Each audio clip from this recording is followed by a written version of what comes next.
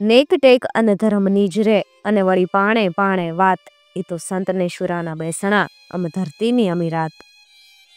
કચ્છ, સૌરાષ્ટ્ર અને કાઠિયાવાડના ખૂણે ખૂણે, ડુંગરે અને એની ખોપોમાં, નદી અને તેના બોકળાઓમાં, પાદર અને તેના પાળિયાઓમાં, ખંડિયેર અને એના ટીંબાઓમાં અનેક ઐતિહાસિક અને ઇતિહાસને લગતી માહિતી ભરેલી છે, અને લોક સાહિત્ય રૂપે લોકોમાં બોલાતી આવે છે. આજે પણ એવી ઘણી વાતો છે કે જે ફક્ત અને ફક્ત પડદા પાછળ છુપાઈને પડેલી છે. હેલો દોસ્તો, હું છું વૈશાલી, અને આજે આપણે આવી જ એક સરસ મજાની વાત સાંભળવાના છીએ, અને વાતને શબ્દરૂપ મનુભાઈ જોધાણીએ આપેલ છે. ઉનાળાની એ મુલાયમ ગુલાબી પ્રભાતમાં ગામડાના સૌ માણસો પોતપોતાના ધંધે વળગી જવાની તૈયારીમાં હતા. ઓશરીમાં ઘમર વલોણા વલોવાઈ રહ્યા હતા, છાશોની છોરો ઉડતી હતી, અને સાથીઓ ખેતરે જવા તૈયાર થઈ ગયા હતા. એવે વખતે માજીરાજબાએ પોતાના ઓળેથી બહાર આવી અને ઊંચી ઓશરીની કોરે ઊભા ઊભા હળીમાં ચોફાળ ઓઢીને હૂતેલા યુવાનને પગથિયે પગ મૂકતા અને ફૂટતી મૂછો વાળા પોતાના પુત્ર માધવસિંહને ધીમેથી વાલથી ઉઠાડવા માંડ્યા. માધવસંગ, દીકરા ઉઠો, જુઓ સૌ કામે વળી ગયું. માં, આ ઉઠો. માધવસંગે સોફાને પાટું મારી પાંગતે ખસેડ્યો, અને આળસ મળી એ પ્રચંડ દેખાતો યુવાન માધવસંગ પથારીમાં બેઠો થઈ ગયો. માને પગે લાગ્યો અને આતુર આંખે માની સામે જોઈ રહ્યો. માનું શરીર ધીમેથી પવન લહરી આવતા જેમ ઝાડનું થડ સહેજી ચોરો ખાય એમ હલ્યું, અને આંખોમાંથી કોઈ અજબ અને અપાર્થિવ તેજ ફેંકાયું. માધવસંગ ઉપર એનો પ્રભાવ પડ્યો. માં, આજે આમ કેમ? એ બોલી ન શક્યો. દીકરા, તમારા બાપુને તેડાવો, ધીમેથી કહી અને માએ ઓરડા તરફ ચાલવા માંડ્યું. દીકરો જોઈ રહ્યો. એ ઉઠીને કાંઈ ન સમજવાથી પછવાડે પછવાડે ઓળે ગયો. નાની ચાકરી નાખી એ ઉપર માં બેઠા હતા. માધવસંગે જઈ માં પાસે નીચે બેસી અને ધીમેથી પૂછ્યું, માં, આજે અચાનક મારા બાપુને તેડાવવાનું શું કારણ બન્યું છે? બાપુ, દીકરા, તમે ન સમજો. હું કહું છું ને કે એમને તેડાવો. બસ, માનું વાક્ય નીકળ્યું એટલે દીકરો વધારે પૂછી ન શક્યો.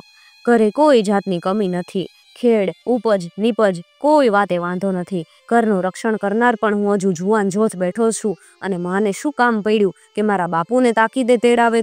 વિચાર પરંપરાએ ચઢેલું યુવાન હૃદય એ ગૂંચ ઉકેલી ન શક્યું, એટલે મારતે ઘોડે બાપુને કાઠિયાવાડમાંથી તેડવા માટે એક કુટુંબીને રવાના કરી દીધો. માધવસંગના બાપુ બહુ બાહોશ અને પરાક્રમી હોવાથી એ કાઠિયાવાડમાં નોકરી કરતા. મોટા મોટા રાજા રજવાડામાં એમની આદરમાન સહિત આગતા સ્વાગતા થતી. તેઓની બુદ્ધિની પ્રશંસા ફૂલ્લી ફોરમની પેઠે ચો તરફ મઘમગતી પ્રસરેલી. તેઓ જૂનાગઢ પાસેના એક રાજ્યમાં સારા હોદ્દે હતા. સવારને આવેલો જોઈ એમના હૃદયમાં ધ્રાસકો પડ્યો. અચાનક તેડાવાના સમાચારથી એ વ્યાકુળ બન્યા, પરંતુ બધા સાજા નરવા છે. કોઈ જાતનો ટંટો ફિસાદ નથી, તો એકદમ તેડાવાનું કારણ શું હશે એ એમનું બુદ્ધિશાળી હૃદય પણ સમજી ન શક્યું.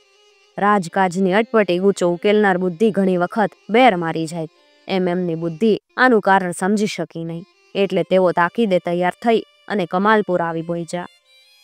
કાઠિયાવાડના જૂનાગઢથી પાલમાં કમાલપુર આવતા સહેજ અઠવાડિયું થાય. એ વખતે રેલવે નહોતી, એટલે પાણીપંથી ઘોડીએ ઉપર જ લાંબી લાંબી મુસાફરીઓની મજલો થતી અને ઘણો વખત લાગતો. પણ કાઠિયાવાડી માણકી ઘોડીએ પંથે 3 દિવસે આવીને આંગણે ઊભી રહી. પધારો.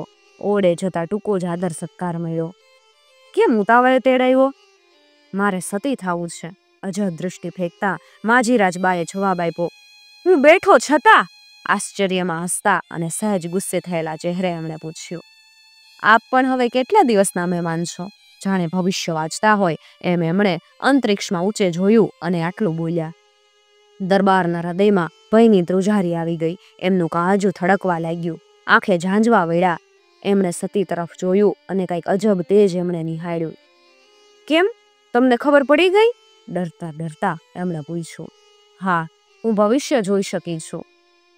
કહો ત્યારે, હું કેટલા દિવસનો મહેમાન છું? મશ્કરીમાં એમણે પૂછ્યું. 10 દિવસ, આજથી. આ પછીના શનિવારે બપોરે તમે ને હું સાથે સ્વર્ગે સંચરશું. આટલું બધું? ન માનતા હોય એમ દરબારે માથું ધુણાવતા પૂછ્યું. હા, ખાતરી નથી થતી? આટલી બધી વાત માન્યમાં કેમ આવે? જોવું છે, ખાતરી કરવી છે. કાંઈક તપી જતા માજીરાજબા બોલ્યા. કોઈ બોલ્યું નહીં. ભયંકર શાંતિ ફેલાઈ ગઈ અને સતીના તેજમાં અંજાતા એ ચૂપ બેસી રહ્યા. જુઓ, એમ કહેતા સતીએ ગોઠણભર ઊભા થઈ પોતાના બંને હાથના મુઠ્ઠીઓ વાળી સહેજ હાથ લંબાવ્યા અને જેવી એકદમ મુઠ્ઠીઓ ઉઘડી કે 10 આંગળીએ ભડભડ દીવા બળતા દેખાયા. દરબાર કંપી ઉઠ્યા. જેમ પવનથી વૃક્ષ ધ્રુજી ઉઠે એમ દરબારનું કાજુ થડકી હાલ્યું. એમનાથી ચીસ પડાઈ ગઈ, સતી! અને અવાજ ભયંકર શાંતિમાં સન્નાટો બોલાવી વાતાવરણમાં ભળી ગયો. હા, અને ત્રણેય શરીરો કંપી ઉઠ્યા. દરબારનું શરીર પ્રભાવમાં કંપતું હતું, સતીનું શરીર સત ચઢવાથી કંપતું હતું અને પુત્ર માધવસંગની દેહલતા બીકમાં ને બીકમાં ધ્રુજી ઉઠી હતી.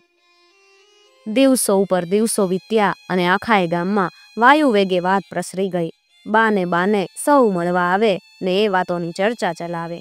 ડેલીએ સૌ કહુંબા પીવા એકઠા થતા જાણે એ દિવસે પોતે મરવાના જ હોય એમ બધાને દરબાર કહુંબા પાતા, મીઠાઈ જમાડી ઠુંગો કરાવતા અને જમવા માટે આગ્રહ કરી હંમેશા ઘણાને સાથે ભાણે બેસાડતા. આખું ગામ હિલોળે ચડ્યું હતું અને એ દિવસે શું થાય છે એ જોવા સૌ આતુર બન્યું હતું. પાલના આસપાસના એ ગામડાઓમાં પણ આ વાતે પોતાનું પ્રાબલ્ય ફેલાવેલું. સૂર્યનારાયણ ઉગ્યા અને આથમ્યા એમ 8-9 દિવસનો ઘટમાળ ચાલ્યા કરી અને છેવટે શનિવાર આવી પહોંચ્યો. આજે કોઈ બીજા જ સ્વરૂપમાં સૂર્યનારાયણ પધાર્યા હોય એમ સૌને લાગ્યું. દરબાર ડેલીએ બેઠા હતા. કહુંબા પાણીમાં આખા ગામના ભાયા તો તરબોળ થઈ જઈ અને નશે ચડ્યા હતા. એવે વખતે માજીરાજ બા માથે મોડીઓ અને ચૂંદડી મૂકી હાથમાં કંકુની થાળી લઈ ગામના ઘરે ઘરે થાપા દેવા નીકળ્યા. ગામની એ માં આજે હાચે જ આખા ગામના રખોપા સ્વરૂપ થાપા દઈ અને સૌને પોતાનું મા તરીકેનું બિરુદ સત્ય કરી દેખાડવા બહાર નીકળ્યા. એમના તરફ કોઈ ઊંચી આંખ કરી શકતું નહીં. એમની આંખમાંથી ફૂટતી તેજની શેડો માણસથી ઝીલાતી નહીં. ભાલમાં ઝળહળી રહેલું સતીત્વ અને એનો પ્રભાવ આખાય ગામને નમાવી દેતા. સતીએ કંકુની થાળીમાં પંજા બોળી અને ઓળે થાપા દીધા અને જય અંબે એવી બૂમ પડી. ડેલીએથી સૌ વિખરાયું. બાઈએ ડેલીમાં થાપા દીધા અને શેરીએ શેરીએ દરેક ડેલીએ થાપા દેવા માંડ્યા. સતી ચાલતા ચાલતા પોતાના એક કુટુંબીની ડેલીએ આવ્યા. આ વખતે સૌ ભાયા તો ડેલીમાં અફીણના નશામાં આડે પડખે લાંબા થઈ અને સૂતા હતા. કોઈ એકે આગળ જઈને કીધું, બાપુ ઉઠો, સતીમાં આવે છે. હવે ભાયડા સતી નહીં જોયા હોય તો આવા સતી, એમ કહી એણે પાસે પડેલી પછેડી પોળી કરી અને માથે ઓઢીને ઊંઘવા માંડ્યું. સતીએ મર્મ વાક્ય કાનો કાન સાંભળ્યું. એણે તરત જ પાછા પગલા માંડ્યા. માં, થાપા નથી દેવા? આજીજી કરતા એકે પૂછ્યું. ક્યાં? આ ડેલીએ એકે હાથે લાંબો કરી અને ડેલી બતાવી. શા માટે? કંઈક આશ્ચર્યમાં સતીએ પૂછ્યું. રક્ષણ માટે સતી માતા. કોનું રખોપું? ડેલીનું કે અંદરના માણસોનું? તિરસ્કારયુક્ત હસતા એમણે કરડાઈથી ઉચ્ચાર્યું. માં, બધાનું. ડેલીમાં બેસનાર તો કોઈ રહેનાર નથી, પછી રક્ષણ કોનું કરવું છે? સતી ભવિષ્ય બોલ્યા. અને સાંભળતા સૌ ધ્રુજી ઉઠ્યું. માં, છોરું ઉપર કોપ ન હોય, છોરું કછોરું થાય, પણ માવતર કમાવતર કદી સાંભળેલા? માં, દયા કરો, બીજાએ કીધું. હું શું કરું? એમનું ભવિષ્ય એમને ભૂલવાડે છે, એમનો કાળ એમને દોરે છે, ત્યાં હું શું કરું? એમ કહી સતી તો તરત જ પાછા વળી ગયા. સૌ એકબીજાની સામે જોઈ રહ્યા. માના સતની સૌને ખાતરી થઈ ગઈ. મધ્યાહન તપ્યો. જગતનારાયણ પોતાના રથને થંભાવી સતીના દર્શન કરવા રોકાઈ ગયા અને માએ દરબારને બોલાવ્યા. પોતાને કપાળે આડ અને ચોખા, માથે ચૂંદડી ને મોડીઓ અને સતીત્વથી દીપી ઉઠેલી એ સતીએ પવિત્ર ગાયના છાણથી લીપણ કર્યું. દરબારને સાથે હુવાડ્યા અને એમના માથાને ખોળામાં લઈ પ્રભુની પ્રાર્થના કરી અને જાણે કોઈને સામે ઊભેલા જોઈ અને પૂછ્યું, આવ્યા? અને તરત જ એમણે પોતાના પતિનું મુખ દર્શન કર્યું. ઉઠીને પગની રજ માથે ચડાવી અને ધીમેથી માથું ખોળામાં લીધું. પાસે પડેલું ગંગાજળ દરબારને પાયું અને પાસે ઊભેલા પોતાના પુત્રને માથે હાથ મૂકી આશીર્વાદ આપી દરબાર તરફ દૃષ્ટિ ફેરવી અને કીધું, દરબાર, રામ રામ. રામ રામ. પૂરું બોલાય પહેલા હાજા નરવા દરબારના દેહમાંથી ચૈતન્ય વિદાય થઈ ગયું. સૌ જોઈ રહ્યું અને સતીનો દેહ કંપી ઉઠ્યો અને સાથે તરત જ સતી માતાનો જય, સતી માતાનો જય એવા ધ્વનિ પણ ગાજી ઉઠ્યા. આખું કુટુંબ એકઠું થઈ ગયેલું. એ બધા આશ્ચર્યમાં જોઈ રહ્યા. સતીના સત આગળ સૌએ માથા નમાવ્યા અને સતીએ સૌને આશીર્વાદ આપ્યા. તરત જ ગામ બહાર જય અંબે, સતી માતાનો જય વગેરે અવાજો સહિત સૌ આવ્યા અને એક જ ચિતા ઉપર પોતે દરબારના શબને પોતાના ખોળામાં લઈ અને સતી બેઠા. માધવસંગ, માં! માધવસંગે પાસે આવી અને માથું નમાયું. માએ આશીર્વાદ આપ્યા અને પોતાના બંને હાથ સૂર્યનારાયણની સામે ઊંચા કરીને જોડ્યા. સૌ જોઈ રહ્યું. વાતાવરણને ભયંકર બનાવતી નીરવ શાંતિ ચોતરફ ફેલાઈ રહી હતી. જય અંબે એમ કહી અને એમણે પોતાનો જમણો પગ સહેજ ખસેડ્યો, અંગૂઠો ઉઘાડો કર્યો અને તરત જ અગ્નિની જ્વાળા પ્રગટ થઈ. જય અંબે એમ કહી અને લોકોએ જય ધ્વનિ કર્યો ને માતાનો અવાજ ઝીલી લીધો. થોડીક વારમાં અગ્નિ ચોતરફ પ્રસરી ગયો અને લબકારા કરતી અગ્નિ જ્વાળાઓએ આખા યંગને ચાટતી હોય એમ દેહને ઘેરી લીધો. એક પણ ભયનો અવાજ કે દુઃખની ચિચિયારી વગર પરમ શાંતિથી સતીએ પોતાનું શરીર અર્પી દીધું. માણસો સતી માતાનો જય, જય અંબે એવા અવાજો અને ઢોલ ત્રાસાના નાદથી ગગનને ગજવતા ઘર તરફ પાછા ફર્યા. સૂર્યનારાયણ પર સતીના દર્શન કરવા રોકાઈ જવાથી મોડું થવાની ભીતિએ અસ્તાંચળ પ્રતિ ઉતાવળે પોતાનો રથ હાકી ગયા અને સતી માતાની વાતો કરતી જનમેદની ખરાઈ ગઈ. 80 વર્ષ પહેલાની આ વાત હજુ એ કમાલપુરનો દરેક માણસ કહી શકે અને એની સાબિતી રૂપે કમાલપુરથી દક્ષિણ દિશામાં ખેતરની પાસે આ સતી માતાનો પાળિયો હજુય મોજૂદ છે એમ લેખક શ્રી નોંધ કરે.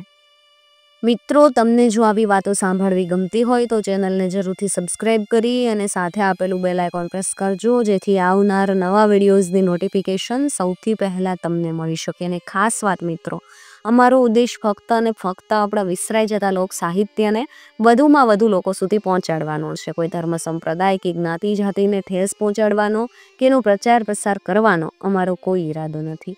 તમે જો આવી વાતો જાણતા હોવ અને તમે ઈચ્છતા હોવ કે આવી વાતો વધુમાં વધુ લોકો સુધી પહોંચી શકે તો તમે અમને મેલ દ્વારા, ઇન્સ્ટાગ્રામ પેજ દ્વારા કે પછી કમેન્ટ દ્વારા એ વાત જણાવી શકો છો. અમારો પ્રયત્ન રહેશે કે એ વાત વધુમાં વધુ લોકો સુધી પહોંચાડી શકાય.